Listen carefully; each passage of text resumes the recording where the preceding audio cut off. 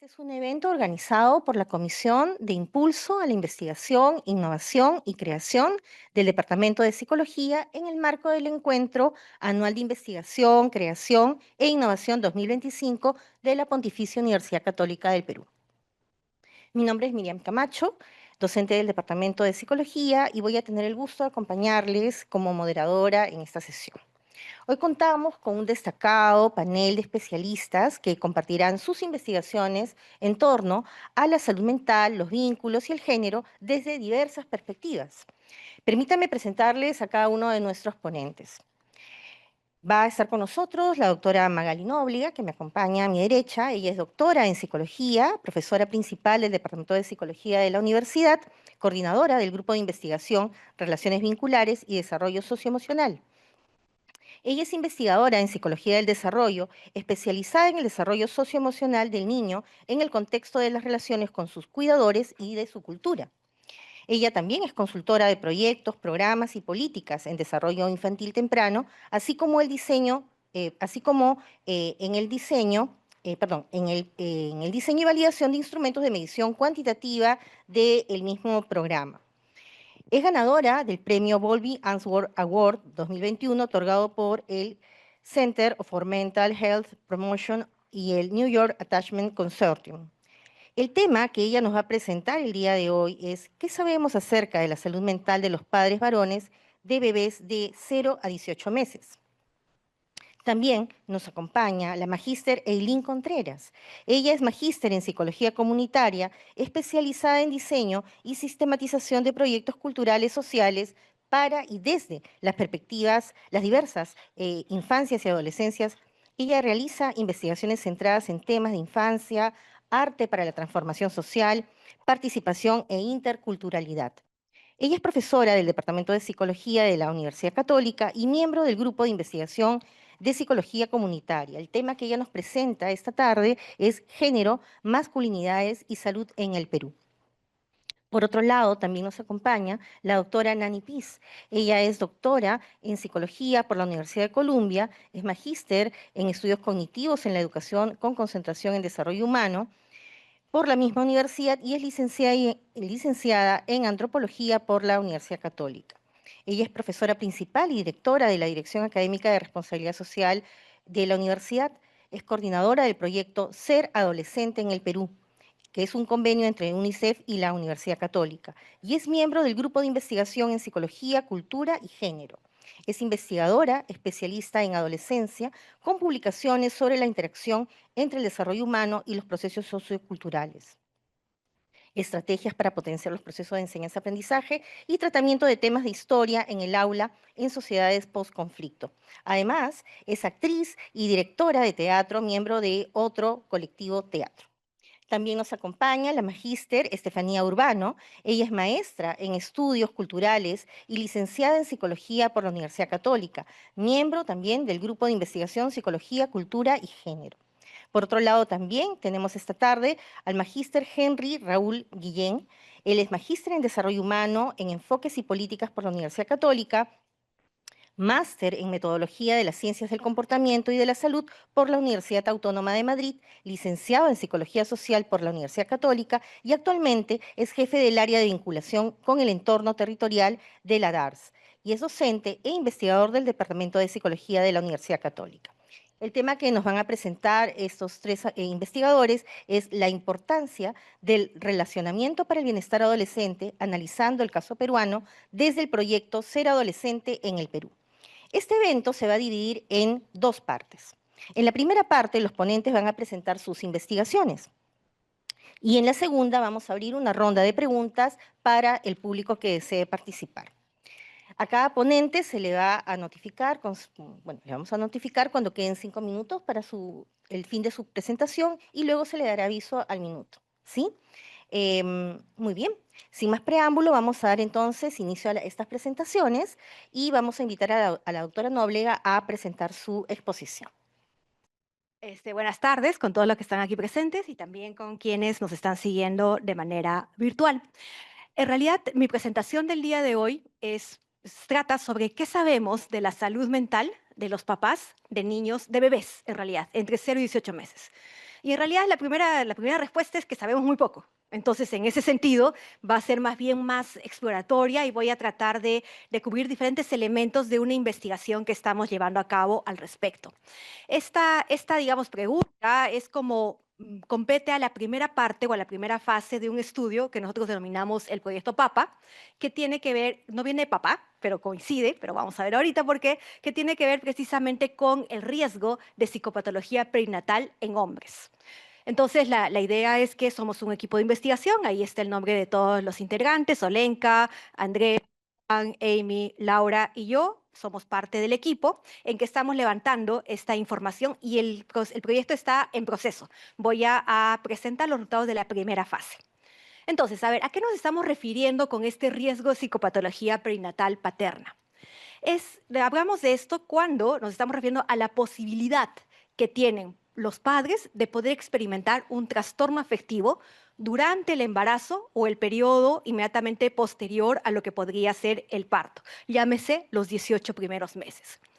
La característica particular que tiene, y esto es más o menos nuevo en la literatura, es que nosotros tradicionalmente hemos venido a trabajar, o sea, se trabaja el tema de lo perinatal principalmente en madres, pero además desde un abordaje que tiene como foco la depresión. Sabemos mucho sobre la depresión postparto.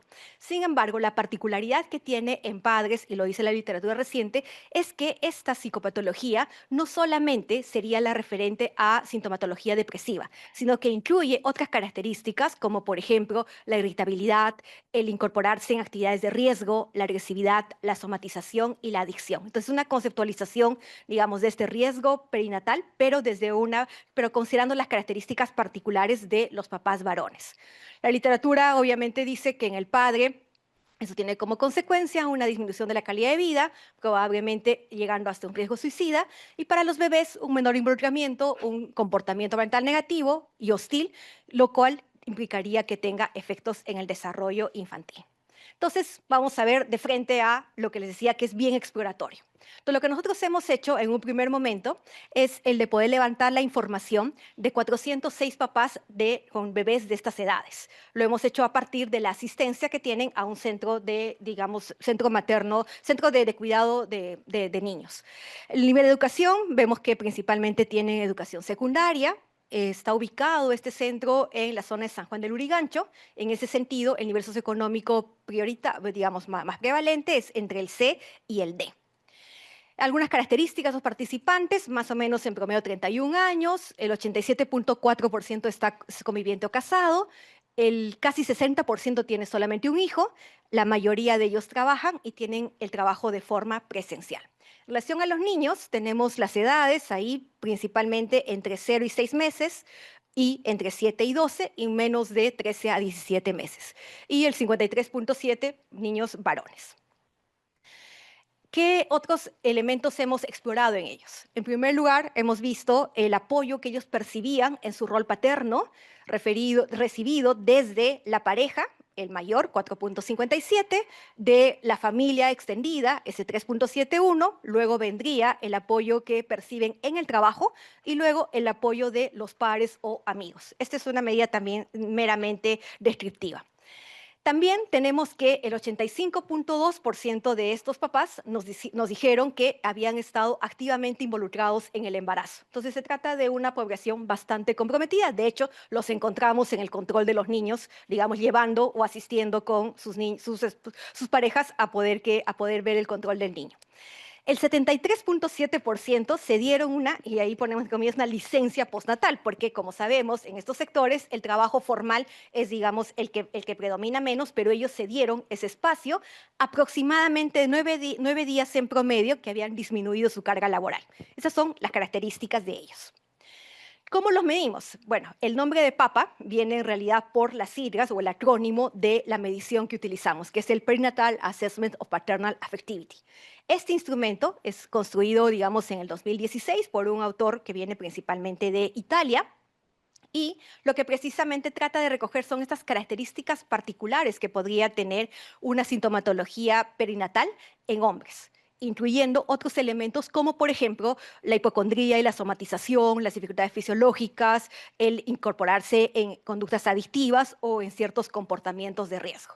Entonces, a nosotros nos pareció interesante esta postura. Lo que hicimos fue coger el instrumento, lo validamos, digamos, primero lo vimos un poco adaptaciones que se podía hacer a nuestro contexto, y nuestra primera fase del estudio era la validación del instrumento para poder tener luego una medida adecuada de ello e incorporarla en otros estudios. Entonces, los resultados de esa validación encontró un análisis factorial confirmatorio con un buen ajuste y mostrando la unidimensionalidad del constructo. Pero parte de esta primera fase de validación también incluyó otros instrumentos como para poder ver de qué manera correlacionaba o no con otros aspectos. Entonces vimos, por ejemplo, la importancia de poder incorporar una medición de lo que sería la depresión, el PHQ, que es una medida que utiliza el MINSA aquí, digamos, como para poder ver signos de depresión. El Parental Stress Scale. ¿Por qué? Porque esta medida que evalúa lo que es el estrés parental, sabemos que ese estrés parental podría tener algún tipo de impacto en lo que podría ser la psicopatología perinatal. Y finalmente, una escala de satisfacción con la relación de pareja, porque también digamos, el rol de pareja es importante en esta etapa. Entonces, si bien es cierto, estos instrumentos nos sirvieron también para ver la validación del instrumento, lo que hemos hecho ahora es el de poder ver qué relaciones hay entre estos, que nos podría hablar de qué naturaleza tiene esta sintomatología perinatal. Primero tenemos como les decía, va a ser bien exploratorio, entonces la distribución de frecuencias de las puntuaciones nos muestra que en este grupo en particular hay una tendencia hacia las puntuaciones más bien bajas. Sin embargo, el máximo valor que encontramos fue de 17, pero la escala puede tener hasta 24 puntos, lo cual indica que hay una porción, que es esta cola, digamos, que está por aquí, que probablemente tenga una alta sintomatología. Pero lo que es cierto es que el grueso se va hacia valores más bien bajos. A partir de eso, también lo que hicimos fue correlacionar con ciertas variables sociodemográficas que en la literatura se podría haber mostrado que era interesante poder ver. Y encontramos que hay una asociación significativa con el nivel educativo, siendo obviamente que a mayor nivel educativo, menor sintomatología, a que si tienes pareja, digamos, si tienes pareja, menor sintomatología, si trabajas, menor sintomatología, si estás desempleado, mayor sintomatología. También el embarazo de riesgo y el parto de riesgo estuvieron significativamente asociados a nivel bivariado.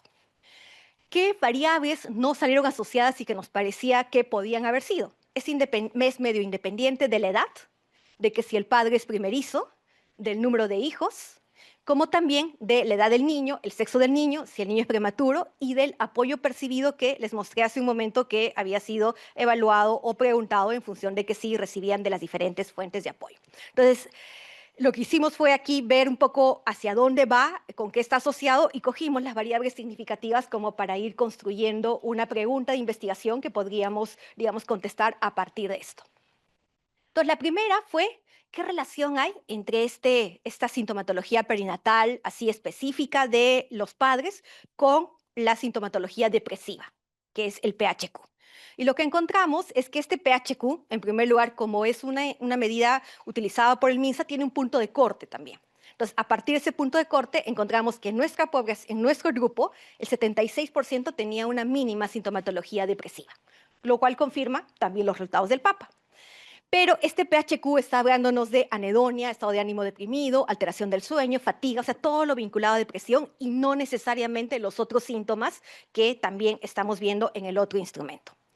La correlación entre el PHQ y el PAPA como riesgo de psicopatología perinatal fue de 0.629, es decir, muy vinculados. Realmente tiene el PAPA probablemente un componente depresivo, pero va más allá de la depresión. Por eso es que, digamos, no hay una correlación, no hay una colinealidad, sino simplemente una correlación bastante alta. Un área que también exploramos es la presencia de situaciones problemáticas en la vida actual del papá. Y lo que encontramos ahí es de frecuencias, digamos que hay una prevalencia de problemas económicos para más del 40%, y después mapeamos también los problemas relacionados a la inseguridad ciudadana o extorsión, que fue la segunda situación problemática encontrada, con cerca del 20%. Luego fallecimiento de un ser querido, pérdida de empleo y separación o divorcio de la pareja. Lo que encontramos es que 7 de cada 10 varones habían experimentado alguna situación problemática en los últimos 6 meses, que 4 de esos 10 una situación, 2 de esos 10 dos situaciones y 1 de los 10 3 o más de estas situaciones.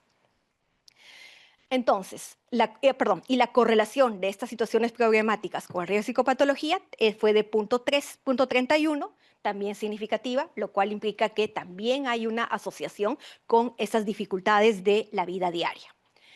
Entonces, acá, digamos, volvemos un poco a la teoría como para poder construir una pregunta.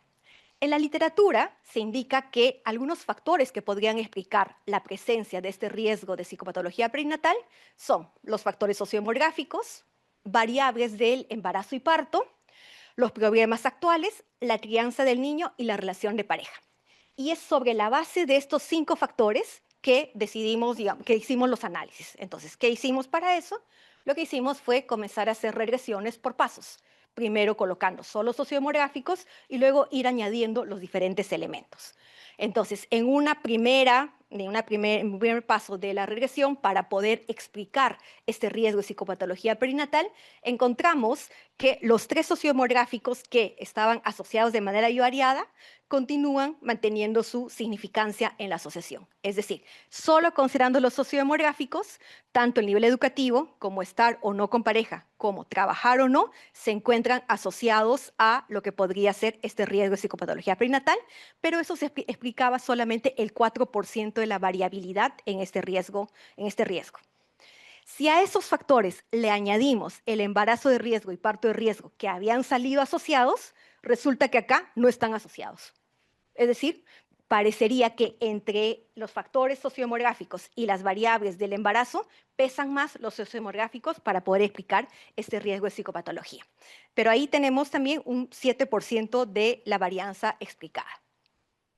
Luego le añadimos las situaciones problemáticas y resulta que cuando añadimos las situaciones problemáticas, esta se llevó gran parte de la asociación y solamente quedó como pareja. Es decir, si tenemos este modelo que explica el 12% de la variabilidad, principalmente hay un peso de las situaciones problemáticas y de estar o no con pareja que puede explicar la variabilidad en esa sintomatología psicopatológica. Y finalmente, ya a lo que queríamos llegar es a este punto, poder poner todos esos elementos de manera conjunta. Al momento de colocarlos todos de manera conjunta, encontramos que las únicas variables que seguían manteniendo su asociación significativa, controlando todas las demás, era el que haya habido un parto de riesgo, que finalmente es una situación problemática bien cercana, el hecho de que se esté viviendo situaciones problemáticas. Esas situaciones problemáticas es la suma del número de esas situaciones que comenté inicialmente. Y, digamos, el estrés parental aparece como un predictor significativo.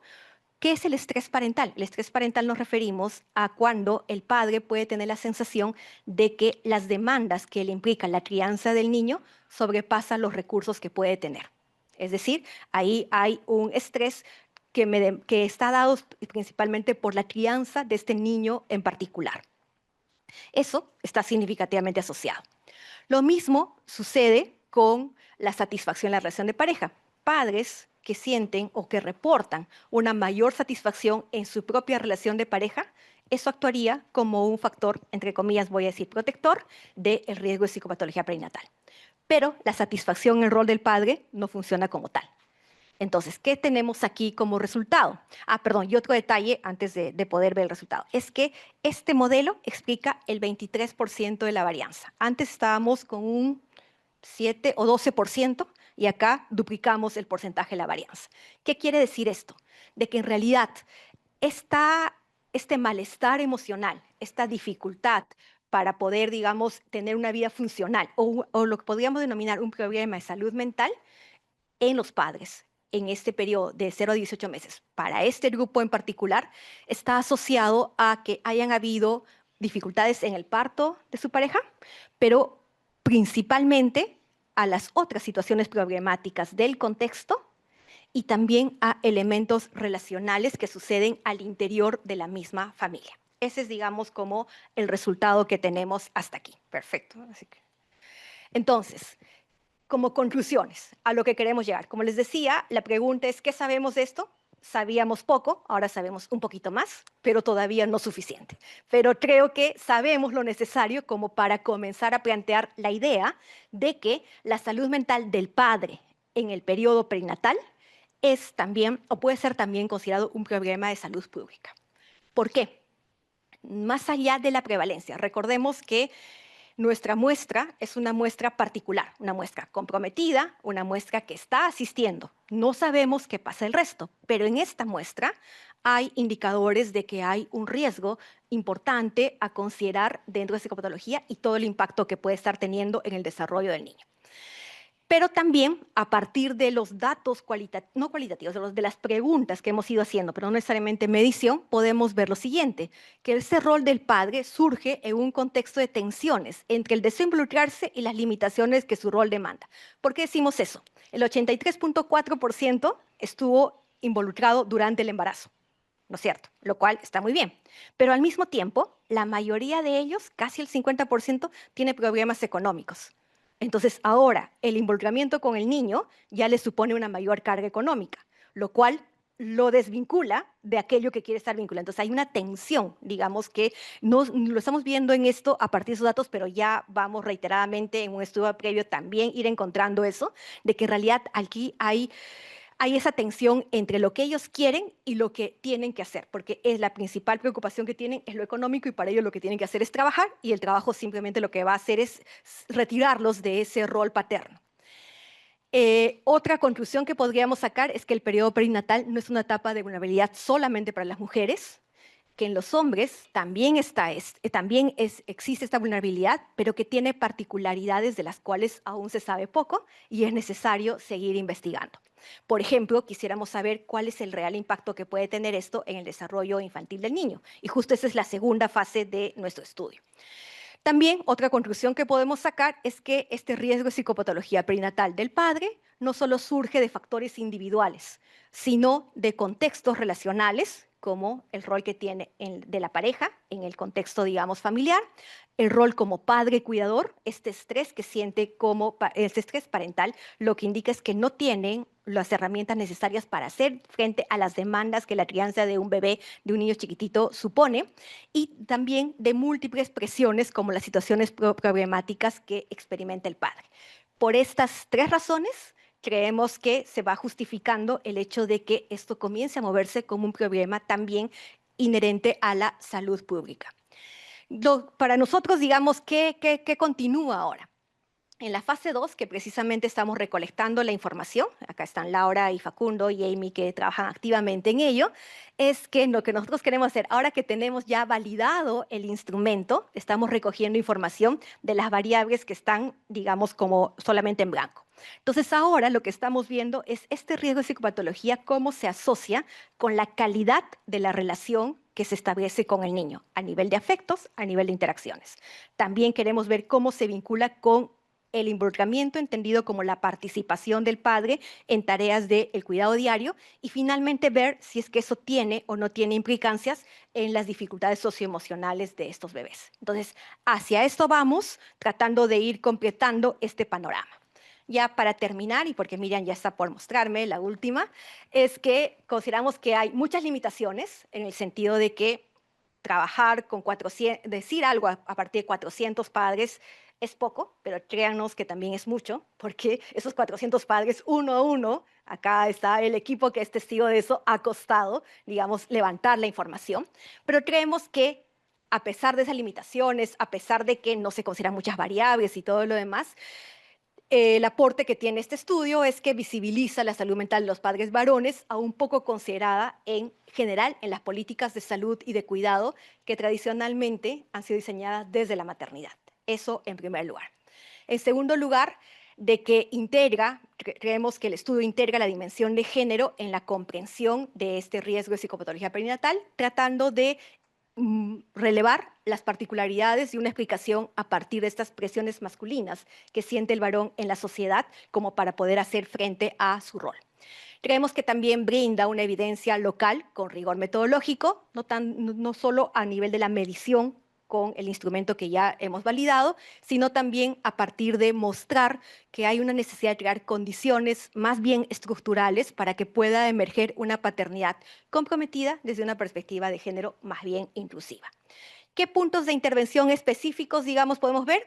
La necesidad de programas de acompañamiento psicológico perinatal para hombres, la promoción del autocuidado, el fortalecimiento de las relaciones de pareja y la reducción del estrés parental, el fortalecimiento de redes de apoyo formal e informal a los padres y, en términos de políticas laborales, licencias de paternidad más flexible, conciliación trabajo-hogar, en la medida que sea lo posible, porque también sabemos que es una población que trabaja por su propia cuenta y que en realidad solamente el elemento económico es aquel el que podría liberarlos de esa presión como para que desplieguen más ese deseo e intención que tienen de involucrarse más en el cuidado de su niño. Eso es todo. Muchísimas gracias.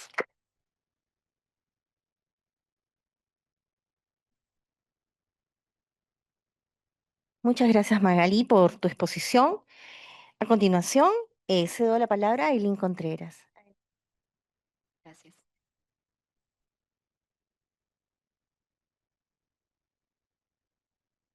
¿Qué tal? Buenas tardes. Bien, ¿podríamos ponerle ampliar? Gracias. Bueno, muchas gracias por venir. Yo soy Aileen Contreras y esta investigación que les voy a compartir le puede dar, ay, perdón, atrás. Se llama GEMAS, Género, Masculinidades y Salud en el Perú. Esta es una investigación que se ha desarrollado gracias al financiamiento de Prociencia y el equipo de investigación, como lo pueden ver ahí, está Camila Llanela, César Ugarte, Paula Patiño, María Amalia Pesantes y yo, Aileen Contreras.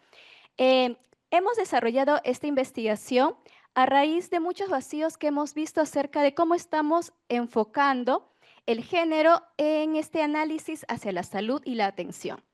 ¿Por qué? Vamos a analizar un poco el contexto de la tuberculosis específicamente en el Perú. Entre el 2018 y el 2022, el 64% de los casos de tuberculosis reportados eran varones. Entonces tenemos una importante masa de varones como parte de los pacientes en edad media de 33 años.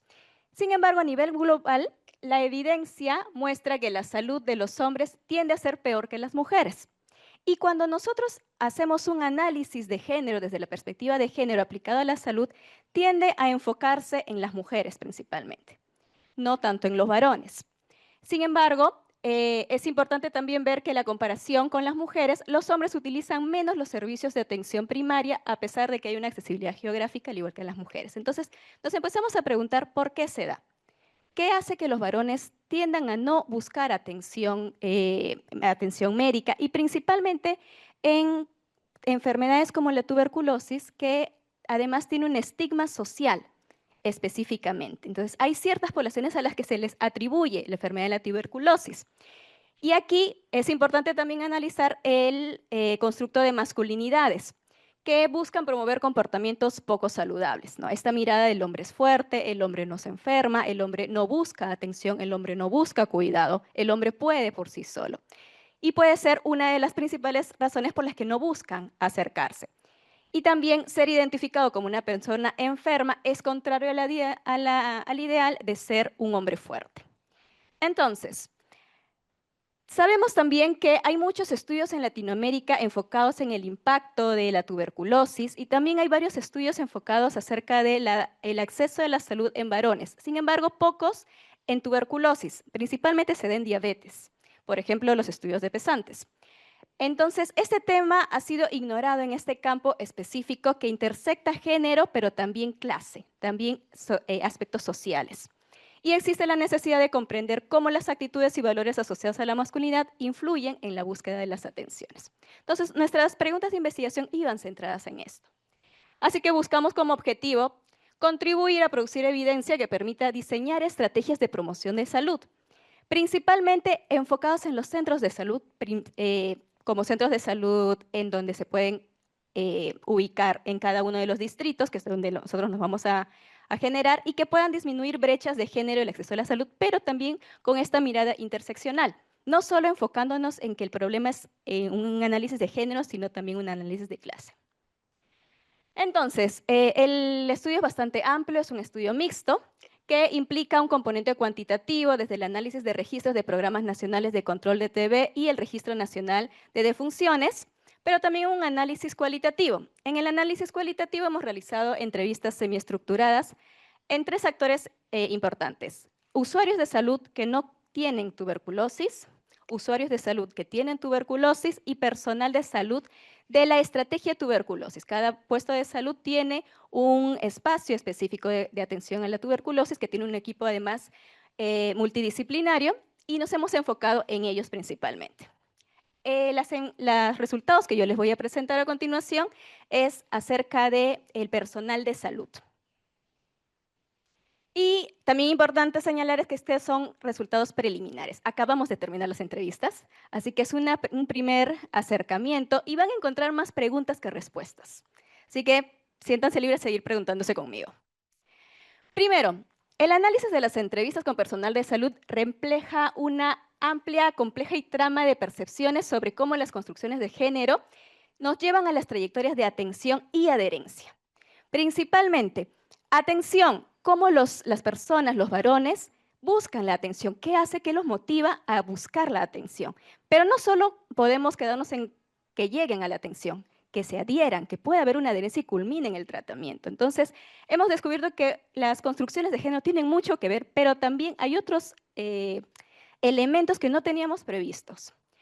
Estos temas identificados no se aportan de manera aislada, están entrelazados entre sistemas de barreras que facilitan dentro del personal de salud y también nos ayuda a interpretar. Y hay un análisis en niveles estructurales, relacionales e individuales.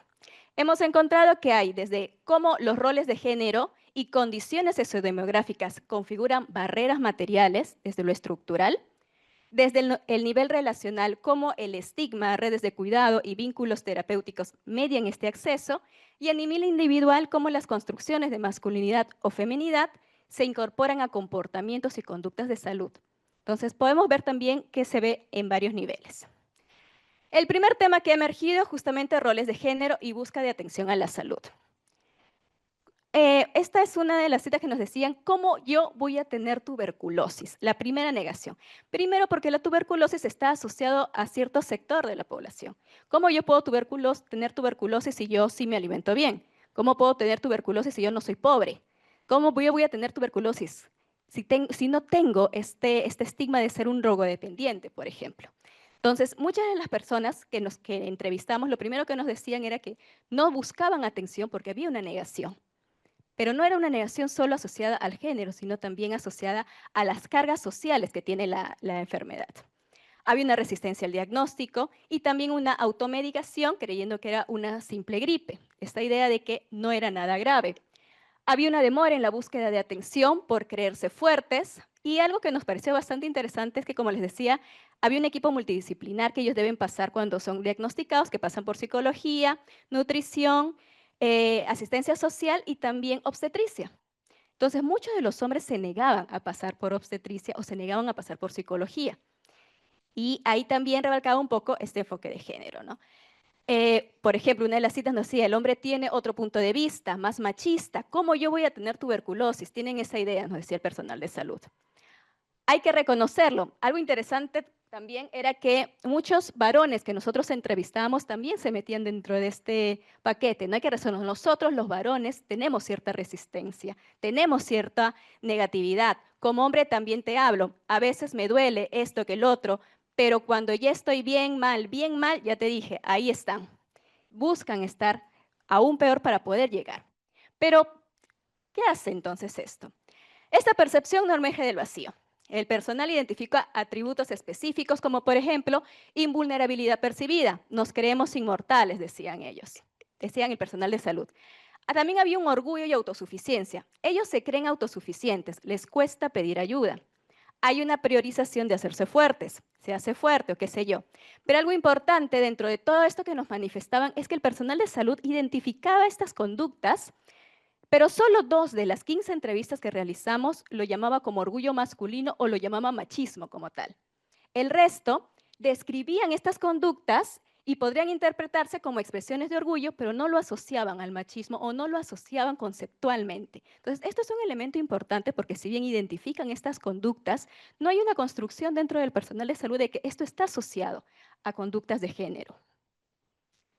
Por otro lado, también es importante hablar de la intersección clase-género, ¿no? Ahí, por ejemplo, tenemos esta cita. Si en casa solamente trabaja él, sí o sí tiene que trabajar. Una de las principales, algunos aspectos que les dicen en el personal de salud es que donde tienes la enfermedad debes dejar de trabajar por buen tiempo hasta que puedas dejar de contagiar. Esto era sumamente difícil para las personas, para los varones, porque ahí había el dilema proveedor, trabajar o tratarse. Muchos de estos personas, pacientes, no tienen una protección social porque no tienen un empleo informal. Estos centros de salud los tomamos en San Juan del Lurigancho, así que la gran mayoría no tienen empleo formal. Había un conflicto entre el descanso médico y el sustento familiar y una continuidad laboral pese a las indicaciones médicas. Y esta carga que nos contaban el personal de salud los catalogaba como irresponsables porque seguían yendo a trabajar a pesar de que tenían la enfermedad. Entonces, si vemos cómo iba todo este proceso, el hombre es igual a proveedor económico, que es el rol que se le asigna socialmente, trabajo informal, que es dentro del sistema de clase en el que se encuentra, no tiene una licencia médica válida que le pueda avalar para dejar de trabajar, hay un conflicto trabajo-tratamiento, prioriza el trabajo y por lo tanto hay abandono del tratamiento. Entonces, esa es una de las principales barreras para la adherencia al tratamiento porque además, cuando no iban al tratamiento, eran regañados, como ellos mismos decían, por el personal de salud y por lo tanto eran infantilizados. Entonces, este análisis revela una paradoja compleja. El mismo rol que define socialmente a los hombres como proveedores se convierte en el obstáculo para cuidar su salud. Y este obstáculo también es interesante cuando analizamos cómo el personal de salud hace esta diferencia entre mujeres y varones. Las mujeres son vistas como sus principales motivaciones cuando tienen la enfermedad. Las principales motivaciones para adherirse al tratamiento es el cuidado de los hijos como un motor principal. Yo quiero sanarme porque debo cuidar a mi familia. Quiero tener una mayor conciencia del contagio en mi familia. ¿Cómo hago para no contagiarlos? Hay una responsabilidad principal en el hogar, mientras que el principal motor en los varones está cuando voy a volver a trabajar. Hay actividades sociales que puedo hacer, puedo volver al fulbito, puedo volver a la pichanga, ¿cuándo puedo volver a la pichanga? ¿Cuándo puedo volver a tomar con mis amigos? Y también que son un sustento económico. Entonces, había una diferenciación muy marcada en los roles de género y las motivaciones que se daban. Esto quedaba que también las mujeres tenían el rol central del cuidado. Cuando se analizaba por qué los hombres podían llegar a buscar tratamiento a pesar de que se creían muy fuertes, que no se daba, se decía que eran las mujeres las principales motivaciones para ir. La mirada que se tiene del personal de salud de los pacientes se divide entre ser responsable o no ser responsable, tiene una marcada categoría de género. Los hombres no aceptan mucho la enfermedad, pero las mujeres sí.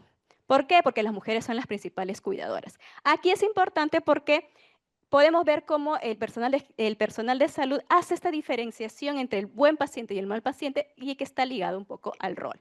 Entonces, aquí hay una pregunta crítica que emerge. ¿Qué sucede con los hombres que no tienen mujeres como su red de apoyo? ¿Quiénes les motivan para llegar al tratamiento o adherirse al tratamiento? Pero también, ¿cómo se da esta carga en las mujeres que también son pacientes? Que además su principal motivación no es el cuidado de ellas, sino el cuidado de los otros. Esto es importante también que las mujeres justamente nos dicen que son las mujeres las que nos llevan al tratamiento, empujan, traen de la manito, como le decían el mismo personal de salud. Entonces, la secuencia típica identificada es, el hombre presenta síntomas, los minimiza y los ignora. Los síntomas se agravan, la mujer del entorno identifica la gravedad, la mujer presiona y empuja al hombre, el hombre finalmente busca atención, durante el tratamiento es la mujer la que monitorea la adherencia. Entonces, vemos esta marcada diferencia de género, al menos por la percepción del personal de salud. Entonces, el personal de salud identifica patrones diferenciados por género, pero carece de un marco conceptual explícito para interpretarlos. No pueden interpretar que esta diferencia es por estas estructuras. Otro punto importante que hemos identificado es el estigma. Cuando preguntamos acerca de cómo los pacientes lidian con el estigma social que implica la tuberculosis, se reportan, primero que no hay un consenso específico entre el personal de salud. Algunos dicen que es indiferente entre hombres y mujeres, otros dicen que más mujeres les afecta, otros dicen que más hombres les afecta, pero sí hay como una diferencia entre que se reporta que los varones se avergüenzan por usar mascarillas en público, las mujeres, sin embargo, ellas se afectan más que todo por el chisme vecinal. Entonces, las mujeres manifiestan abiertamente la preocupación por el estigma, expresan las emociones, pero les preocupa el chisme que se puede dar en la comunidad, mientras que los hombres experimentan el estigma, pero lo expresan a través de conductas de evitación. Y esta también es una barrera para la adherencia al tratamiento. No ir, sacarse la mascarilla, horarios estratégicos, minimización verbal.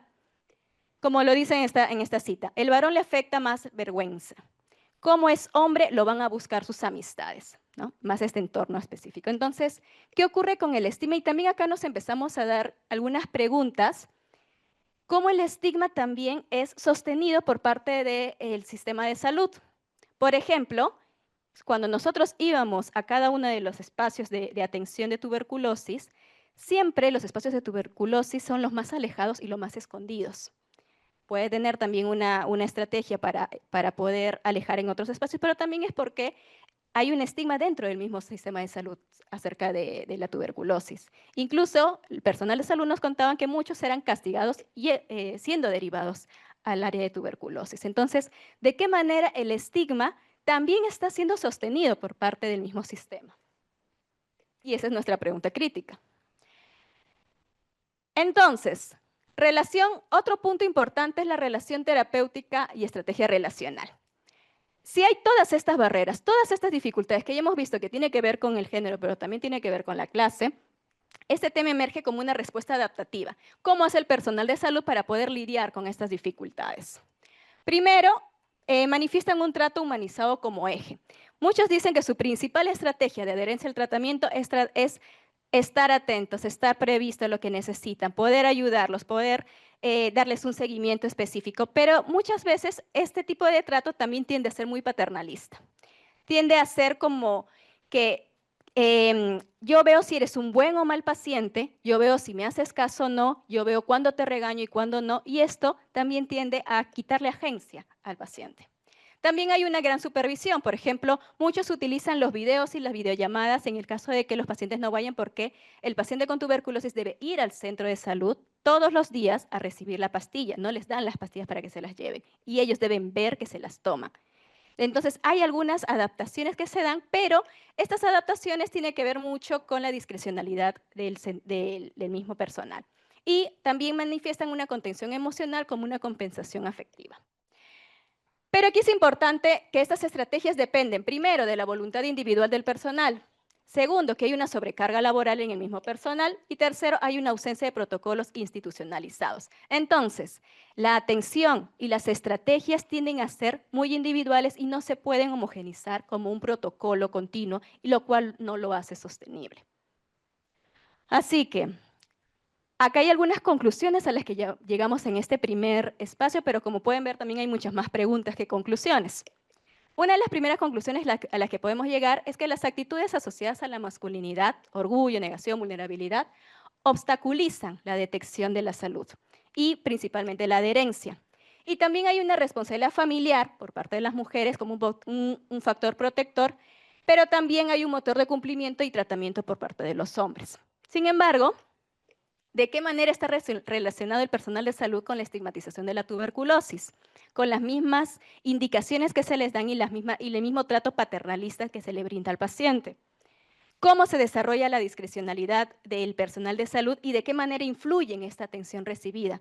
¿Cómo ellos deciden quién es el buen y mal paciente para que pueda hacer estas videollamadas y no tenga que ir todos los días para recibir su tratamiento?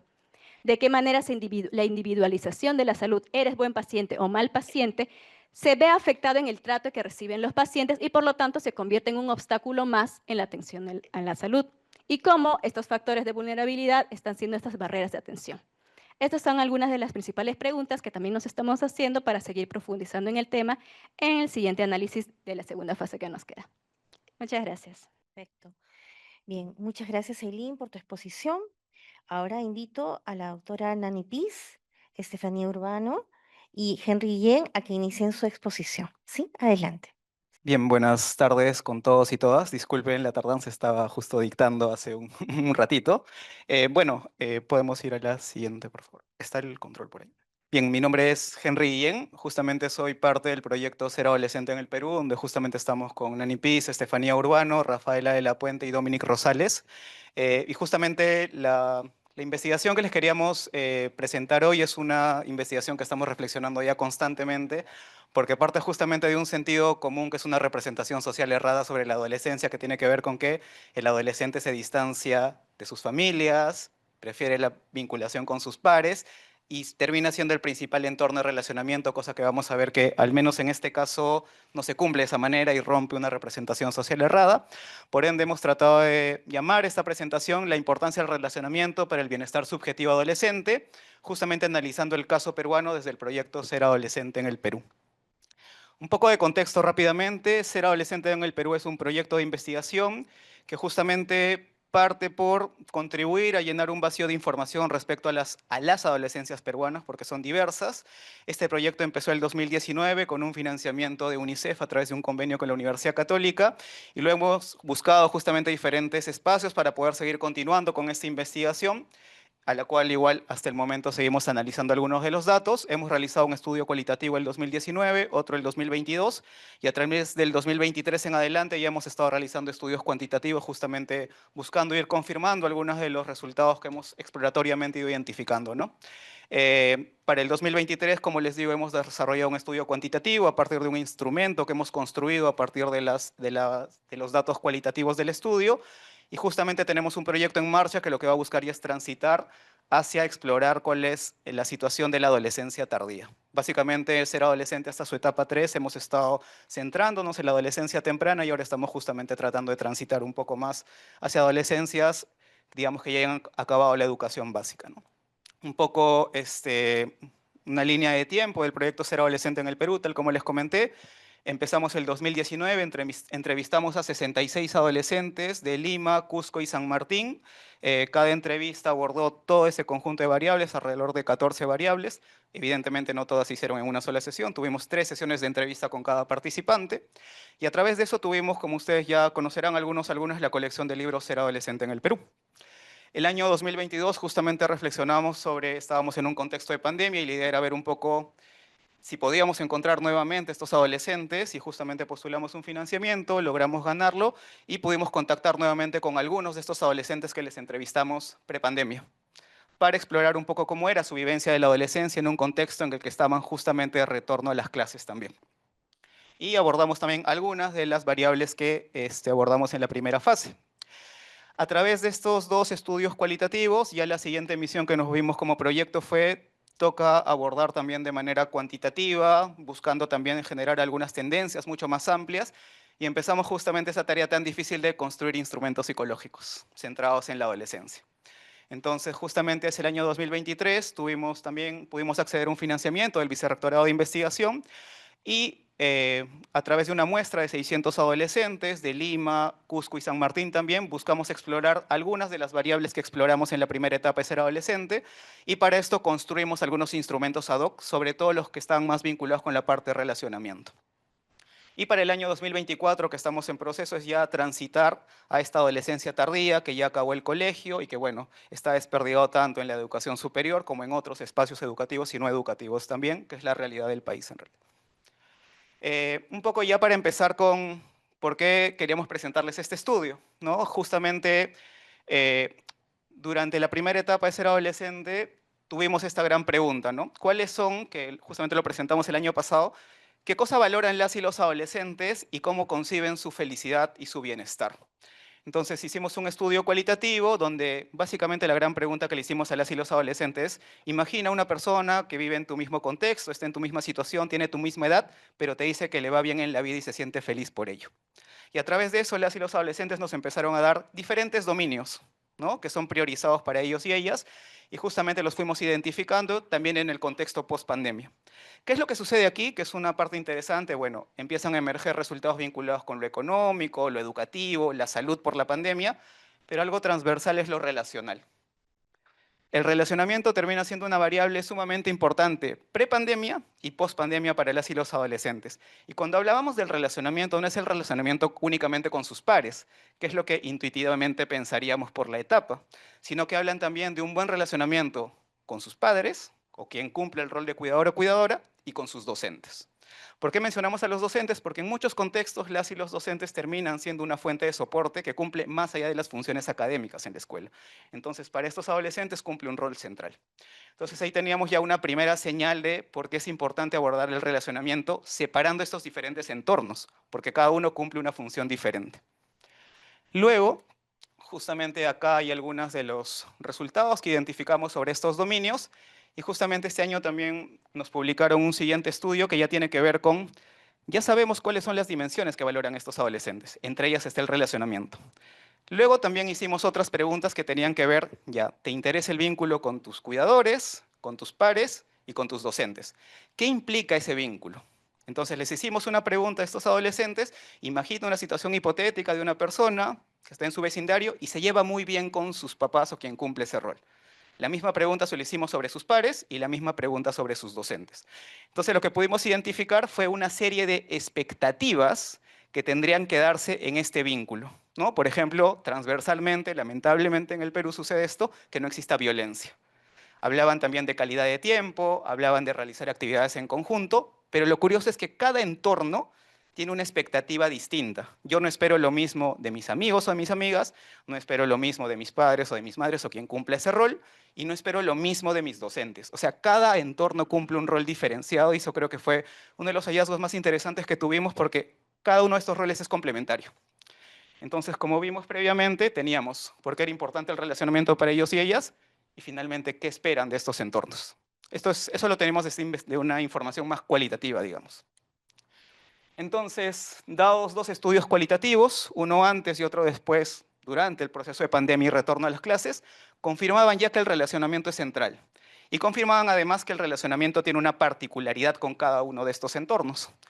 Entonces lo que hicimos fue justamente construyamos un instrumento que sea más adecuado para este grupo de adolescentes y lo que hicimos justamente fue construir un instrumento vinculado al relacionamiento con docentes, con pares y con cuidadores y también complementamos el instrumento de bienestar subjetivo que tradicionalmente se hace, que es el cuestionario de Dinner, por ejemplo, de satisfacción con la vida, ¿no?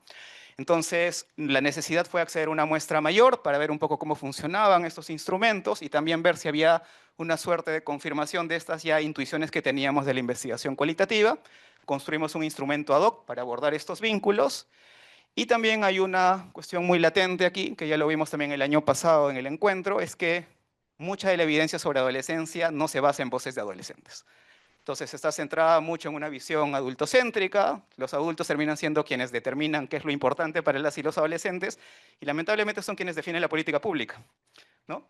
Y lo otro es que mucha de la evidencia está construida en sociedades weird, ¿no? Y el Perú es una sociedad pues no industrializada, no educada lamentablemente, ¿no? Entonces tenemos que construir evidencia también más local, y justamente ese fue el propósito.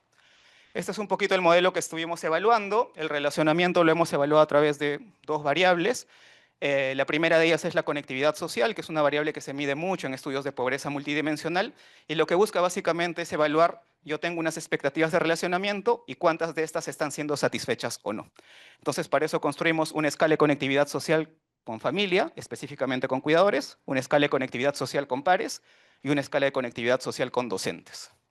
Y como contraparte al relacionamiento, levantamos información sobre la evaluación de la soledad, que como sabemos ya es un tema latente desde hace muchos años y en contextos post-pandemia probablemente va a ser mucho más preocupante. Entonces evaluamos el relacionamiento a través de la conectividad social y la soledad. Y vimos si esto tenía alguna influencia en el bienestar subjetivo, evaluado con escalas, esta es más tradicional evidentemente, la satisfacción con la vida, es una escala que funciona transculturalmente y el balance de emociones, y a eso le hemos agregado una escala ad hoc, que son los dominios del bienestar. Y luego hemos hecho algunos controles, sea por sexo, por región. Ahí hay un error, no es empleo, es el ámbito, disculparán. Entonces el objetivo del estudio justamente fue analizar si el relacionamiento, tal como lo estábamos entendiendo, tiene algún efecto en el bienestar subjetivo medido de esta manera, en adolescentes de Lima, Cusco y San Martín, justamente en un contexto post-pandemia. Entre los participantes, las edades se distribuyeron entre los 12 y 17 años, igual cantidad de hombres y mujeres, distribuidos en Lima, Cusco y San Martín, y tenían composiciones familiares diversas, evidentemente. Solo algunas cuestiones psicométricas, pues evidentemente evaluamos antes de ver las relaciones y a través de un análisis factorial confirmatorio verificamos que todos los índices de ajuste, sean relativos o absolutos, funcionen adecuadamente. Las confiabilidades tanto a nivel del alfa y el omega, suena curioso, pero así se llaman estos coeficientes, funcionaron también adecuadamente. Entonces con eso ya podíamos empezar a evaluar un poco ya estas relaciones. Entonces, ¿qué hicimos? Hicimos el análisis factorial confirmatorio primero, evaluamos la confiabilidad, hicimos algunos análisis descriptivos, algunos análisis correlacionales, ya hicimos algunas regresiones múltiples. Nos queda pendiente hacer el modelo de ecuación estructural, que tiene igual sus complejidades dada la cantidad de parámetros que tenemos. Entonces les voy a mostrar lo que hemos avanzado hasta la regresión múltiple. Algunos resultados según sexo, región y ámbito. Lo que estamos identificando, estos son igual algunos resultados a nivel general, pero cuando empezamos a identificar ya la descripción a nivel de región, sexo y ámbito, lo que empezamos a identificar es que, por ejemplo, la región San Martín, o quienes eran de la región San Martín, obtuvieron puntajes significativamente mayores que Cusco y Lima para satisfacción con la vida y para su conectividad social tanto con sus docentes como con sus cuidadores, y menores niveles de afecto negativo. Algo que es central y viene siendo recurrente en las evidencias sobre bienestar subjetivo, las mujeres puntuaron significativamente mayor que los hombres en afecto negativo. ¿Qué quiere decir esto? Que experimentan menor bienestar subjetivo desde el lado más afectivo, digamos, ¿no?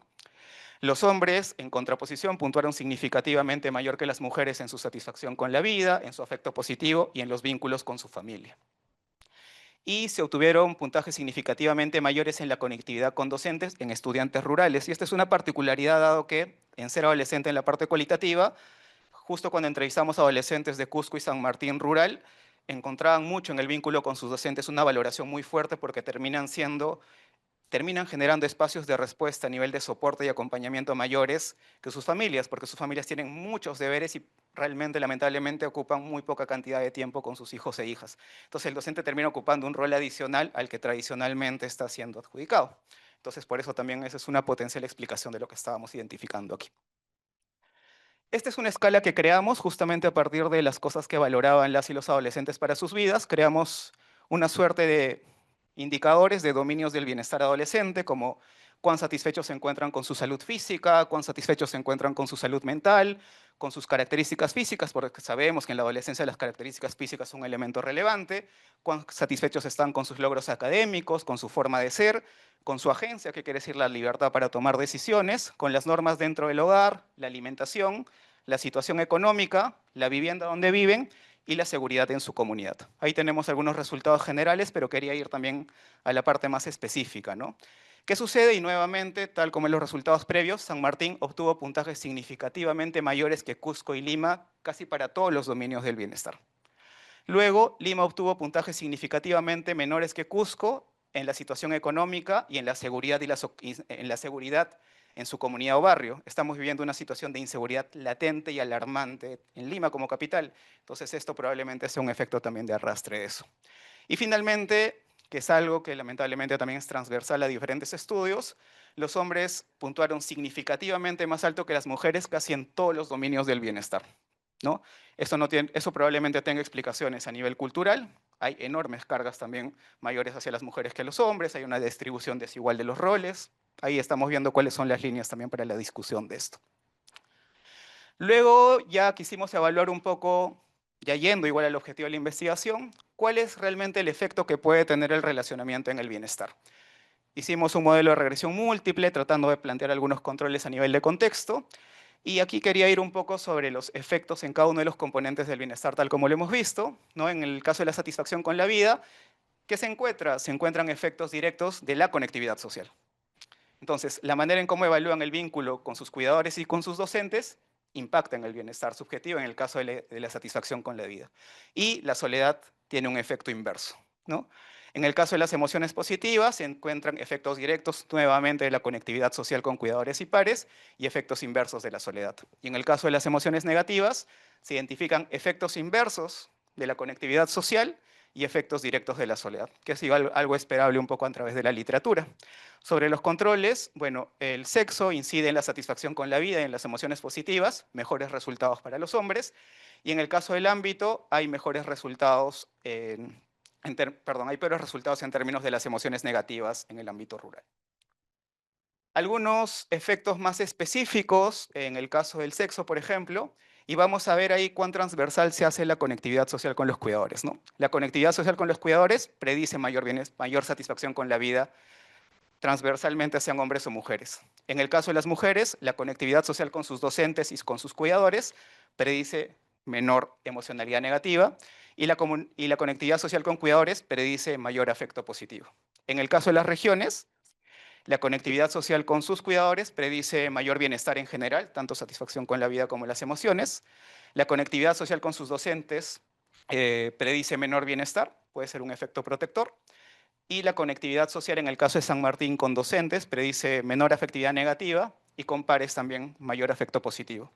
En el caso del ámbito, nuevamente, la conectividad social con cuidadores predice mayor bienestar y en el caso rural, la conectividad social con sus docentes predice mayor satisfacción con la vida por la razón que les comento, ¿no? Los docentes terminan siendo un actor importante en el acompañamiento, en el soporte emocional también. Y lo curioso, que es una variable relacional en términos privacionales, la soledad es un predictor transversal del bienestar, incluso controlando todas estas variables, ¿no? Algunas cuestiones un poco para la discusión. Este es un producto que está todavía en elaboración. Y lo que planteamos primero es el bienestar adolescente depende sobre todo de sus vínculos cercanos, como lo estamos viendo, ¿no? Los tamaños del efecto son interesantes. Toca evaluarlo ahora a través de un modelo más complejo, evidentemente. Y lo que vemos es que la conectividad social con sus cuidadores es el predictor más consistente y más protector de la satisfacción con la vida y las emociones. Yendo un poco contra el sentido común, porque el sentido común diría que el adolescente pues, se distancia de sus padres, se conecta más con sus pares, pero en realidad termina siendo un factor muy importante. La conectividad social con docentes también cumple un rol protector, especialmente contra el afecto negativo y especialmente en zonas rurales. Y la soledad, tal como lo hemos visto transversalmente, evidentemente es un factor de riesgo asociado a mayor efecto negativo y sabemos también que la soledad tiene impactos no solo en la salud mental, tiene impactos en la salud física, además de otras dimensiones valiosas para las personas. Y también vimos que el ámbito, lo rural y lo urbano, tiene una diferenciación también y hay que verlo de esa manera. No es lo mismo hablar de la adolescencia en ámbitos urbanos como Lima que hablarlo de Pampaconga, por ejemplo, en Cusco. No es lo mismo. La región también influye a nivel territorial. Vemos que San Martín resalta muy fuerte en términos de su bienestar subjetivo y el sexo también influye en el bienestar con una penalización más fuerte hacia las mujeres. Entonces, nada, eso sería lo que les quería presentar el día de hoy. Muchas gracias. Muchas gracias a todos los ponentes por sus excelentes exposiciones y compartir con todos nosotros los resultados de sus investigaciones. Ahora vamos a dar paso a la ronda de preguntas del público. Entonces, por favor, nos avisan para poder pasarles el micrófono o a viva voz también, mejor con el micrófono. Puede ser también el público que está conectado a través de... Hola, buenas tardes. Muchas gracias por sus trabajos. Ya el proyecto de Magali lo vemos viendo año a año, entonces ya me genera preguntas respecto al anterior que hemos visto. Y un aspecto que me llamó la atención, quizás también por aspectos que hemos ido nosotros identificando respecto al estrés paterno, esta, digamos, distancia entre expectativa y posibilidad de ejercer paternidad. Nosotros hemos encontrado algo así desde el otro lado, ¿no? Lo que hemos llamado crianza precarizada, que lo presentamos el año pasado, que es esta distancia entre lo que la adolescente desea de sus cuidadores y aquello que puede obtener, pero ellos y ellas describen que sus cuidadores quieren hacer eso, quieren tener más tiempo con ellos y ellas, pero no logran tenerlo. Entonces ha sido muy interesante ver en otra población totalmente distinta, en otro momento del ciclo vital, algo que embrionariamente puede gestar eso que los adolescentes describen después. Me preguntaba si habían recogido tiempo entiendo que no, pero creo que para nosotros fue revelador en todo caso en ese momento la descripción de cuánto tiempo pasaban con los cuidadores, con qué otros actores, ¿no?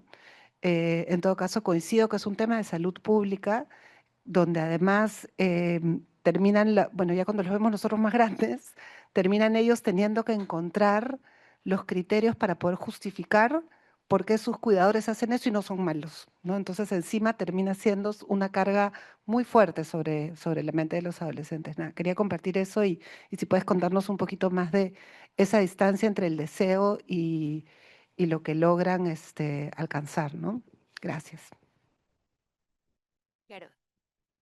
Sí, digamos, esa distancia en realidad Claro, nosotros, digamos, nuestra aproximación a este estudio ha sido cuantitativo. Entonces, en ese sentido, no tenemos como información cualitativa en relación a ello, pero lo que sí, digamos, hay es efectivamente una construcción, digamos, una discrepancia entre lo que es la construcción de lo que ellos quieren ser como padres y lo que pueden ser.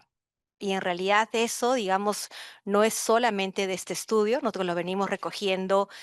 Nosotros tenemos diferentes, entonces, digamos, ahorita hemos retrocedido un poquito en edad porque queríamos saber qué pasaba con papás de niños más pequeños, pero nuestra primera aproximación a papás ha sido con papás de niños entre 3 y 6 años, y ahí todavía es mucho más claro, porque, digamos, también socialmente se espera que el papá pueda entrar a la dinámica de la crianza más fácilmente cuando el niño ya tiene como diferentes actividades en las cuales aparentemente puede participar más, ¿no? Se lo digo porque casi siempre los primeros años, los primeros meses de vida están circunscritos a la relación madre-niño por elementos, digamos, que se asumen como naturales, que es el tema de la lactancia, del cuidado del chiquito y todo lo demás. Entonces, casi siempre la literatura va hacia los padres de niños mayores. Pero aquí, al momento de retroceder, encontramos que efectivamente hay eso. Y no solamente en este estudio, lo fue antes, lo fue, digamos, cuando estuvimos trabajando también en poblaciones diversas de Iquitos, de Cusco, de Ica, de Lima, ¿no? Y, digamos, tenemos otro estudio tenemos un par, pero digamos un estudio intermedio en el cual, digamos, estamos ahorita procesando la información, donde lo que hemos explorado es qué tanto la dinámica de padre y madre favorece o no favorece esa participación. Entonces ahí, por ejemplo, nos estamos preguntando la autoeficacia del padre, o sea, qué tan capaz se siente para poder hacer frente a la crianza del niño, las creencias que tiene en relación al rol que debe cumplir el papá, ¿no es cierto? La coparentalidad, pero también otra variable que nos parece clave es el gatekeeping materno, que es qué tanto la mamá facilita o no esa participación. Entonces, cuando tengamos esos resultados, vamos a poder ver, digamos, el próximo año, en la misma mesa, vamos a poder ver, digamos, cómo estas variables interactúan como para favorecer o no la participación, una participación de calidad, y eso al mismo tiempo cómo impacta en el desarrollo del niño. Pero bueno, ahí le vamos, ahí le vamos. Pero sí, creo que es una constante y creo que no es de ahora. La literatura latinoamericana habla mucho de eso, digamos, cómo ha cambiado el discurso, ha cambiado el rol del padre más en el discurso que en la realidad por esos elementos más estructurales que no permiten actualizar aquello que podría ser los deseos. Y medio independiente también de sector socioeconómico, de, digamos, de edad, ¿no? Porque creo que sí hay una necesidad de poder participar más de esa dinámica familiar, pero que también es un espacio que hasta el momento está siendo negado por la estructura y por las cosas también al interior de la familia hacia los padres varones. Hola, ¿qué tal? Yo tengo una pregunta para Magali, porque me interesa mucho lo que estás haciendo. Primero, estoy gratamente sorprendido en que hayan padres que vayan a los controles, ¿no es cierto? Lo cual me parece, bueno, muy bueno en general, porque además cuando nosotros hemos tratado, desde otra visión, claro, preguntamos otras cosas en el grupo de motivación, los padres nunca quieren participar de las encuestas que nosotros hacemos. Entonces, me alegro que ustedes hayan tenido esta data que es, bueno, interesante e importante. Estaba viendo en las correlaciones, por eso veo el teléfono, perdón, en las regresiones, que la satisfacción en la relación de pareja, bueno, tiene un efecto negativo, pero que el estrés parental tiene un efecto positivo. Entonces yo me preguntaba, estos padres sin pareja, ¿qué hacen con su vida? Estos padres sin pareja, ¿qué hacen en la vida? Es decir, les iría muy mal, ¿no es cierto?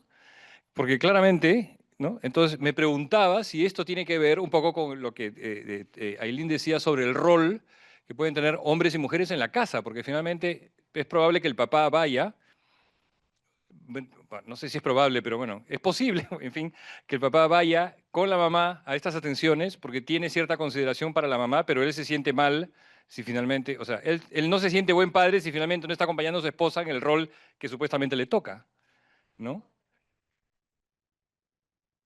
Más como pareja. Yo creo que es más el tema de pareja que el de padre el que prima sobre la salud y creo que que están un poco perdidos los papás todavía. No sé si esa es tu opinión, pero entonces quería saber cuál era tu opinión. Hablando de la particularidad de estos padres, claro, efectivamente no son comunes los papás que están en la consulta. El equipo digamos, me hace que sí, porque hay una gran diferencia. Lo que pasa es que este grupo de la primera fase que nosotros hemos tenido, lo hemos encontrado en un centro de salud, digamos, que atiende a los niños, pero que es particular en la aproximación que tiene, en el sentido de que favorece mucho y más o menos, digamos, hace que los padres vayan. Es más, tienen un programa, digamos, en el cual el niño nace y cuando el niño nace en la primera semana hacen un taller de piel a piel, en el cual, por ejemplo, en un día que hemos ido a observar, de los 8 niños que habían, 6 eran papá y mamá. O sea, digamos, es un centro particular que favorece mucho esa participación. Ahí ha sido fácil recolectar la información. Es muy difícil cuando nos estamos yendo ahora, porque para la segunda fase hemos diversificado un poco para no para no tener ese sesgo, y ahora estamos yendo a Diris Norte, a Diris Sur, y ahí es más complejo. Entonces, por ejemplo, en Diris Sur, ¿cuánto tiempo, Amy? ¿3 meses? 4 meses para 100 papás, ¿ya? En este otro lugar, San Juan de Lurigancho, que es Tani, 100 papás, 3 semanas. 4 semanas, ¿ya? O sea, esa es más o menos entonces, que hay una diferencia. Entonces, yo creo, a partir de eso, de ese dato, que esta fase 1, de la cual he presentado la información, yo creo que sí hay una necesidad de los papás de poder vincularse con los bebés, ¿ya? Por lo menos como así medio intuitivamente por lo que los vemos, por lo que están allí y todo lo demás. Que no es, creo yo, la totalidad. O sea, creo que no representa. Por eso dije, es una gran limitación de esta muestra y por eso para la fase 2 nos estamos abriendo a otros lugares. Entonces, creo que sí hay padres en los cuales quisieran vincularse, pero creo que también ese deseo, precisamente por todo lo estructural que estamos hablando, se apaga rápidamente, en el sentido de que se encuentran con dificultades, ya el niño tiene más necesidades económicas, por lo tanto, tiene que trabajar más, etcétera. Entonces, creo que sí hay un deseo, no te puedo decir que cuantitativamente lo tengo, digamos, colocado, pero lo que también la literatura dice es que efectivamente para los papás varones no es más importante, puedo decir, tiene igual peso la relación de pareja. Y por eso es que surge, digamos, ese rol, que no sucede en las mamás. En las mamás estaría mucho más, probablemente si hacemos lo mismo, mucho más peso en el estrés parental, en otras variables relacionadas con el niño, pero en el papá se divide casi por igual y justo los pesos son muy parecidos entre estrés parental y satisfacción con la relación de pareja. Y por eso es que no va así la satisfacción con el rol de padre, porque todavía no la ven. O sea, entonces, creo que estamos todavía en un tránsito complicado, pero por lo menos es tránsito.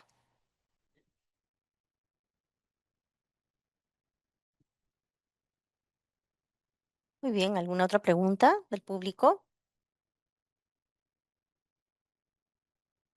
¿Sí? ¿Alguno de los estudiantes de repente? Bueno, yo puedo seguir preguntando. Por favor, claro que sí. Estoy preguntando. Gracias. Tengo una pregunta, Henry, para lo que tú estabas haciendo, que otra vez felicito, por supuesto. A Aileen también la felicito, pero no le tengo preguntas, pero felicitaciones. Felicito por este proyecto que dura tantos años, ¿no? Y que año a año sigue contribuyendo en nuestras reuniones, ¿no es cierto? Y con la ciencia, bueno, en fin, ok. Yo estaba pensando, claro, la idea, cuando tú me decías, bueno, existe la idea de que el adolescente quiere estar más tiempo fuera de su casa, en realidad, en lo que a veces nosotros hemos recogido, eso no es así tampoco, ¿no? Es decir, nuestros adolescentes no son weird, quiero decir, no por raros, ¿no? Sino que, o sea, no son, viven en sus casas, no se van a la universidad cuando cumplen 17 años o 18, como en otras partes del mundo, no necesariamente quieren estar solos, pero están obligatoriamente en ambientes donde tienen otra socialización, ¿no es cierto? Y claro, buena parte de las razones, desde nuestro punto de vista, en por qué los adolescentes quieren estar con sus familias es por el tipo de interacción que tienen. que en este caso, que en el caso que nosotros estudiamos es si apoyan la autonomía o si son padres controladores, ¿no es cierto? Y la diferencia es clara, es decir, si la asociación, si la socialización es controladora, los adolescentes tratan de estar un poco más lejanos y finalmente se van incluso en vecindarios peligrosos, que es algo de lo que seguimos investigando, ¿no es cierto? Entonces creo que habría que mirar un poco más en ver la calidad de las interacciones para saber quiénes se quieren quedar más tiempo con su familia o, bueno, o dicen que disfrutan más tiempo con su familia en comparación con otros que, a pesar de, por ejemplo, estar con sus familias, no lo disfrutan tanto, ¿no? Entonces, no sé si es algo que directamente ustedes han estudiado, pero sí lo leo, digamos, entre líneas con las relaciones que tienen entre las variables, ¿no? Que son bastante evidentes sobre la socialización y sobre la ayuda y sobre cuán importantes son las relaciones sociales en sociedades como las nuestras, ¿no? Y bueno, eso es todo. Gracias.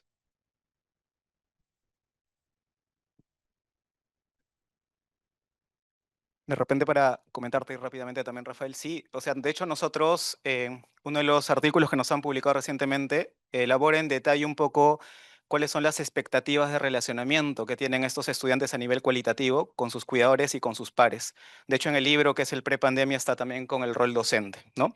Y lo curioso es que siempre hay este debate en si es cantidad de tiempo y en realidad mucho de lo que demandan al menos las y los adolescentes que entrevistamos es calidad de tiempo porque reconocen evidentemente que quien cumpla el rol de cuidador, papá, mamá o quien cumple ese rol, no necesariamente va a tener la posibilidad de estar mucho tiempo con ellos y ellas. Pero el tiempo que puedan estar, sí su expectativa es que sea de calidad. ¿Qué implica esa calidad de tiempo? De hecho, hay algunos criterios que hemos usado para construir ese instrumento de conectividad social. Por ejemplo, el compartir actividades en conjunto dentro y fuera del hogar. El poder también tener esos espacios en los que ellos puedan participar. El poder contar con espacios donde sus cuidadores en general puedan brindar soporte y acompañamiento. Entonces, del adolescente de alguna manera tiene claro un poco qué espera de quien cumple ese rol. Pero lamentablemente, igual cuando hicimos ese estudio cualitativo, luego les hicimos la pregunta. A partir de estos criterios que tú nos planteas, ¿cómo evalúas tú tu relación con tus cuidadores? Y las evaluaciones en algunos casos son bastante desfavorables, porque incluso teniendo esas expectativas, pues en la realidad no están siendo satisfechas. Y eso lleva a una variable que estamos explorando ya, dándole vueltas en profundidad con Nani y con Estefanía, que tiene que ver con esta variable de endeudamiento familiar, ¿no? Existe una suerte de construcción, al menos, y lo han reportado mucho las y los adolescentes, que tienen una deuda con su familia en términos del esfuerzo enorme que hacen sus familias porque estudien, porque puedan, digamos, tener un proyecto a futuro. Y siento que ahí existe esa paradoja entre sé qué es lo que quiero, pero no puedo penalizar a mi familia porque en estos momentos no puede estar. Y lo curioso es que hicimos, no lo hemos presentado ahora, pero hicimos en un modelo también de regresión y modelo de ecuación estructural, y curiosamente el endeudamiento puntúa significativamente alto con el bienestar. Entonces estamos tratando de darle vuelta a qué se debe esta relación. Exactamente, exactamente. Y eso, exactamente, y es justamente con Nani y con Estefanía vinculamos, lo intuitivo sería que sea inverso, pero en esta situación es que se están ajustando realmente a una situación que probablemente es injusta, evidentemente, y desfavorable, pero al mismo tiempo evalúan satisfactoriamente sus vidas. Entonces reconocen que están endeudados con su familia, pero al mismo tiempo reconocen que en ese contexto, con lo poco que puedan tener, están satisfechos. Entonces, igual es algo a lo que le tenemos que dar muchas más vueltas porque es una variable que no existe en la literatura. Pero en este grupo de adolescentes hay una deuda muy fuerte y reconocida, no solo por su proyecto individual, porque de hecho su bienestar lo entienden en términos colectivos. ¿Qué quiere decir esto? Yo no me voy a ir a la universidad únicamente para beneficiarme económicamente de lo que pueda generar por ir a la universidad, sino tengo que sacar a mi familia de la pobreza. Tengo que brindarle a mi familia aquellas condiciones de vida que yo no experimenté. Entonces, claro, es una mochila que querramos o no están arrastrando. Y su noción de bienestar no es ellos salirse del hogar, sino es de alguna manera hacer la movilización social con su familia que puedan ascender económicamente. Entonces es algo ahí que le estamos también dando vuelta. Gracias por la pregunta. Pero creo que el endeudamiento es problemático, ¿no? Sí, claro, por supuesto. Por supuesto. Pero claro, eso. Sí, o sea, de hecho, en un congreso al que fuimos, por eso nosotros le queremos llamar endeudamiento, porque nos sugirieron llamarle resiliencia, pero, o reciprocidad, nos lo sugirieron hablar, pero en realidad lo que existe en ellos es, reconocen explícitamente una deuda con su familia. y es una carga que al mismo tiempo puede terminar siendo de manera injusta como un motivador adicional para seguir esforzándose mucho más allá de lo que ellos puedan. Y eso también lo han reconocido, ¿no? Gracias, me parece súper interesante y complejo tu estudio, Aileen. Yo me quedaba pensando, me dejó pensando mucho esta idea de cuánto este personal de salud atribuye la situación a ciertas prácticas culturales dadas que no logra significar como diferencias de género. ¿Entendí bien? O que no logra significar como, más que como decir, diferencias de género como una estructura patriarcal, machista, ¿no? Y me preguntaba, estos son, supongo, personal de salud del sector público, ¿no? No habían pasado por, supongo, ningún tipo de acompañamiento, capacitación en términos de género. ¿Qué recomendarías en esa dirección? Porque me parece yo veía la secuencia y la reconozco, creo que la reconocemos, ¿no? En el imaginario social, ¿no? Y qué curioso que describan algo, cuán necesario poder tener espacios de ese tipo, ¿no? De acompañamiento, de capacitación. Sí, de hecho, parte de las preguntas que recibíamos era si ellos habían tenido espacios de capacitación de enfoque de género. No lo tienen, no tienen espacios de ese tipo. Y era curioso porque luego preguntamos, ¿considerarías importante? Y dentro de los participantes entrevistamos médicos, enfermeras, psicólogos, nutricionistas. Los médicos nunca lo consideraban importante. Todos los médicos que entrevistamos no lo consideraron importante. Las enfermeras, psicólogas, nutricionistas sí lo consideraron importante y les parecería que se debería dar. No entienden. La psicóloga, las que manifestaban específicamente y dieron estas entrevistas de sí lo categorizaron como machista, fueron la psicóloga y la trabajadora social. Los enfermeros no utilizaron términos específicos conceptuales que lo puedan generar, pero sí manifestaron actitudes que lo consideraban como de este tipo, ¿no? Todos lo consideraron como importante, no sabían muy bien por qué, cómo les podía generar, pero era como, su respuesta era cualquier tipo de aprendizaje que me ayude a mejorar mi atención es bienvenido, ¿no? Pero sí era bien importante cómo los médicos no eran los que consideraban importante y ellos son los tomadores de decisiones en muchos centros porque son los jefes de las estrategias. Entonces, ahí también, dentro de nuestras sugerencias, de hecho, vamos a proponer un espacio de capacitación con enfoque de género. En este espacio, nuestras principales sugerencias es que los médicos estén primeros en esas capacitaciones para que podamos problematizar por qué es importante empezar a tener este tipo de enfoques. Y no solo de género, sino también de clase, ¿no? Entender también cómo nuestra propia perspectiva de cómo vemos al paciente como alguien pasivo o responsable, no responsable, y como este está ligado mucho a los roles de género, pero también a la clase, es importante trabajarlo dentro del personal de salud. Sí, sí, se escucha.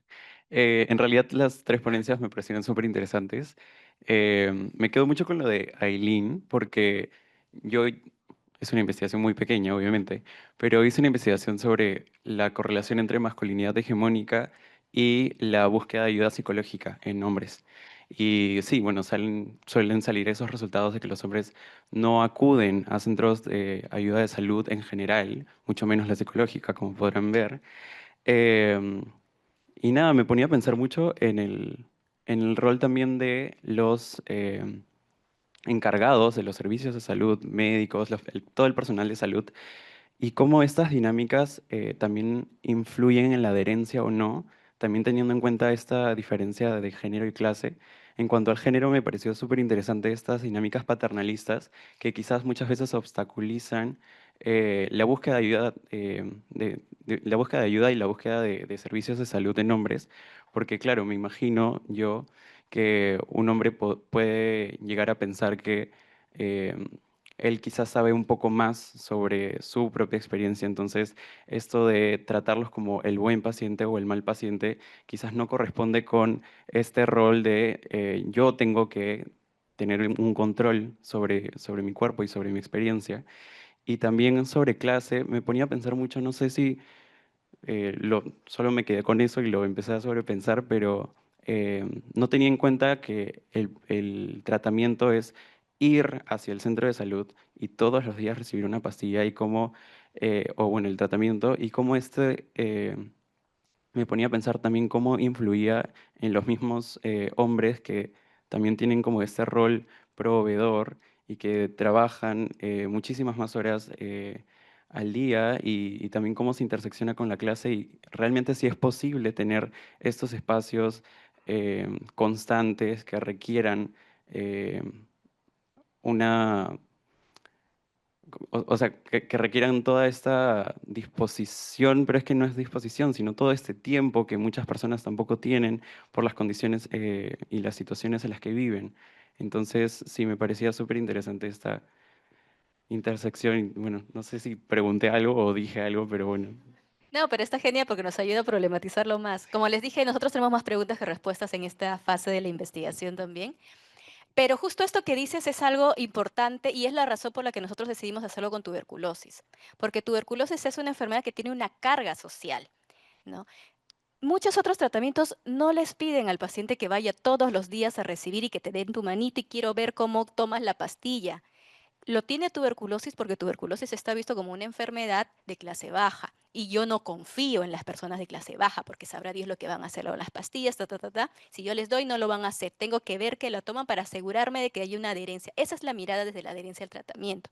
Y es una mirada de cuidado, es importante. O sea, no estamos mirando de forma crítica al personal de salud, pero sí es importante verlo desde una manera como para problematizar por qué estamos haciendo eso. Hay una mirada paternalista desde el enfoque de género, pero también una mirada paternalista desde la clase. Y eso es lo que se entrecruza bastante. Eh, y claro, también hay una discrecionalidad, porque sí toman en cuenta algunas estrategias para justamente asegurar la adherencia de que algunos pacientes sí les permiten hacerlo, les dan como un número de 3 pastillas, de 3 días máximo, pero les tienen que grabarse, mandarles el video de ese día, mostrar qué hora y qué día es, me tomo la pastilla y te la mando. Y eso es lo del proceso, y ellos deciden quiénes tienen la confianza para poder darle. Entonces, claro, y nada de esto está estipulado y es un poco lo que íbamos. Esta mirada del cuidado de la salud es individual. No hay algo estructural, no hay un protocolo que se pueda entender que esto es algo más estructural. Entonces, eso también son algunos alcances que nosotros vamos a brindar desde la investigación, que tiene que ver también con cómo el Ministerio de Salud está brindando sus protocolos, eso está brindando estos espacios y necesita generar un protocolo que no determine la discrecionalidad entre el personal de salud, entre lo que se puede y no se puede hacer. Porque justamente esta es una de las principales barreras que hemos visto al acceso y a poder continuar con el tratamiento. Hola, bueno, felicitarlos a los tres ponentes y también al equipo que está detrás de cada uno.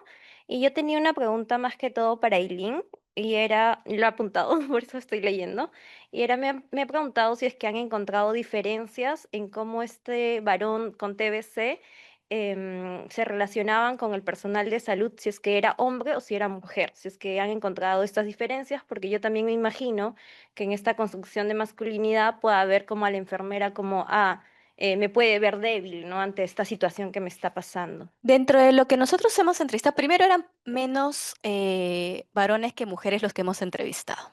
Eran, bueno, han sido en total 16, 4 varones, 12 mujeres principalmente. No han manifestado, al menos el personal de salud, alguna diferencia en el trato, pero sí hemos notado una diferencia de cómo ellos narraban el trato. Es decir, no han dicho específicamente a mí me tratan diferente en cuestión a mis compañeras, pero sí las enfermeras, o sea, las entrevistas de las enfermeras son larguísimas, porque las enfermeras te cuentan a detalle, punto a punto, la historia y te cuentan del paciente tal, tal, tal, tal, tal. Mientras que de los varones es como mucho más puntual y no entran en mucho detalle en la forma, en las estrategias que ellas tienen, esta parte que les decíamos de estrategias afectivas, el poder acercarse y que esto sea como una principal estrategia de adherencia. No lo cuentan tanto los varones, lo cuentan las mujeres y especialmente uno de los varones médicos es el que menos entra a detalle eso, porque claro, los médicos son los que tienen menos vínculo afectivo con los pacientes. Entonces, te podría decir a modo de cómo ellos nos cuentan, cómo ellos nos narran, cómo ellos pueden entrar en esta profundidad, que sí hay mayor vínculo con las mujeres que con los varones.